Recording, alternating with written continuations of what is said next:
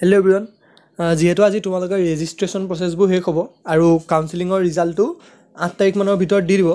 তাৰ পৰা যোনটো তোমালোকৰ নেক্সট ইম্পৰ্টেণ্ট কৰিবলগীয়া কাম থাকিব সেইটো হৈছে এডমিশ্যন চ' আজি আমি ভিডিঅ'ত এডমিশ্যন কেনেকৈ লয় বা কিমান ফিজ হয় সেইটো কথা পাতিম তাৰপৰা তোমালোকৰ এডমিশ্যনৰ টাইমত কোনকেইটা অৰিজিনেল ডকুমেণ্টছ কলেজে ৰাখি থয় সেইটো কথা পাতিম চ' ভিডিঅ'টো লাষ্টলৈকে চাবা চব কথাখিনি বুজি পাবা চ' এতিয়া আমি ষ্টাৰ্ট কৰোঁ যোৰহাট ইঞ্জিনিয়াৰিং কলেজৰ পৰাই কাৰণ কলেজ ৱাইজ তোমাৰ এডমিশ্যন ফিজ অকণমান ওপৰ কম থাকে আৰু চবৰে প্ৰায় একে থাকে চ' এতিয়া আমি যদি যোৰহাট ইঞ্জিনিয়াৰিং কলেজৰ চাওঁ এইটো 2021-22 হয় তাত তোমাৰ যোনকেইটা ব্ৰাঞ্চ থাকে সেইটো ব্ৰাঞ্চ ৱাইজ এটা ডেট আৰু টাইম দিয়ে সেইটো মতে তোমালোকে যাব লাগিব এডমিশ্যন ল'বলৈ আৰু ইয়াত লিখা আছে দেখিছা please note the following physical preference of the candidate is mandatory তাৰপৰা এইবোৰ BPL হ'লে তোমাৰ এটা কিবা কিবি অলপ মানে হেৰি কৰে পইচাটো অলপ কমকৈ লয় তাৰপৰা এইখিনি বাৰু আমি মেইনলি নাচাওঁ যোনটো আমি মেইনলি চাম সেইটো হ'ল আমাৰ কি অৰিজিনেল ডকুমেণ্টছ তেতিয়া লাগি যায় চ' PRC তোমাৰ চাব কাষ্ট কেটেগৰী চাৰ্টিফিকেট চাব সেইটো ইম্পৰ্টেণ্টলি কাৰণ তুমি সেইটো দিয়ে ছিট পাবলৈ আছা কিছুমানে কাষ্টৰ ৱাইজ যদি সেইটো তোমাৰ অৰিজিনেল দেখাব নোৱাৰা তেতিয়া অলপ প্ৰব্লেম হ'ব দেন তোমাৰ পাছ চাৰ্টিফিকেট যোনটো আছে 12ৰ তাৰপৰা marksheet and pass certificate of HSLC তাৰপৰা DTৰ যোনটো এলটমেণ্ট লেটাৰ দিব আফটাৰ তোমালোকে যেতিয়া পাছ কৰিবা সেইটো তোমালোকে জেৰক্স কৰি দেখাব লাগিব সেইবোৰ কথা পিছত পাতিম তাৰপৰা গেপ চাৰ্টিফিকেট এইখিনিতো এইবোৰ চাই ল'বা তোমালোকে মেইন বস্তুটো হ'ল ফিজ কিমান হ'ব চ' ইয়াত দেখিছা JEC অলপ ফিজটো বেছি হয় ইয়াত দেখিছা তোমালোকে JEC কলেজ এডমিশ্যন ফিজটো 13,400 আৰু যোনটো হোষ্টেলটো এডমিশ্যন ফিজ আছে সেইটো 12,000 কিন্তু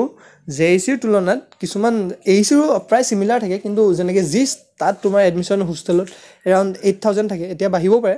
আৰু কলেজ এডমিশ্যন ফিজটো 10,000 বা 11,000 সিমানৰ ভিতৰত থাকে চ' এডমিশ্যন ফিজটো কলেজ ৱাইজ অলপ কম বেছি হয় সেইটো অলপ ডিপেণ্ড কৰে কিন্তু এইবাৰ বাঢ়িবও পাৰে বা কমিবও পাৰে সেইটো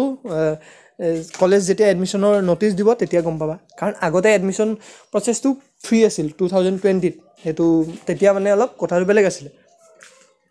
আৰু এটা ইম্পৰ্টেণ্ট বস্তু যেতিয়া তোমালোকে এডমিশ্যন ল'ব যাবা তেতিয়া তোমালোকক কি লাগিব anti ragging affidavit of student and parent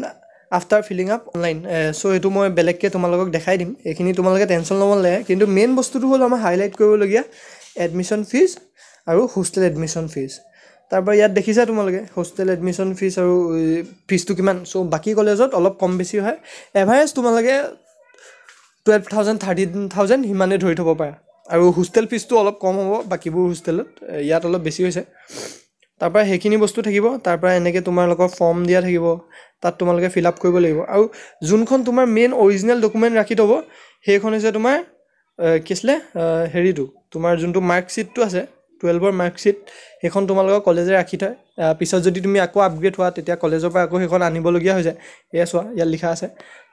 টেম্পৰৰী withdrawal of marksheet চ' এইখন ৰাখি থয় কলেজে তাৰপৰা তোমালোকে এইবোৰ ফিল আপ কৰিব লাগিব তাৰপৰা আমি নেক্সট চাম ইয়াত তোমালোকে নেক্সট দেখিব পাইছা যে হোষ্টেলত এলটমেণ্টটো কেনেকৈ পায় ইয়াত চোৱা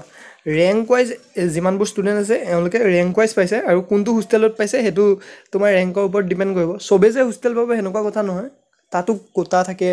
কাষ্ট কেটেগৰী থাকে চ' সেইটো বেচিছত পায় আৰু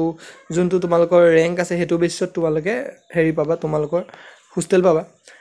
দেন এইখিনি বস্তুৱে আছিল যে তোমালোকৰ এডমিশ্যন ফিজটো কিমান হ'ব বা হোষ্টেল ফিজটো কিমান হ'ব কিছুমান কলেজত অলপ কম থাকে কিছুমান কলেজত অলপ বেছি থাকে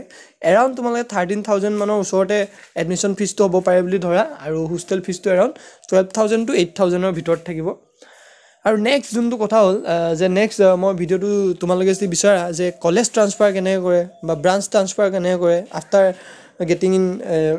any kind of college under আছটো চ' সেইখিনি যদি বস্তু তোমালোকে জানিব বিচাৰিছা তেতিয়া মোক কমেণ্ট কৰিবা মই নেক্সট ভিডিঅ' সেইটো লৈ আহিম আৰু ভিডিঅ'টো ইমানেই আছিলে থেংক ইউ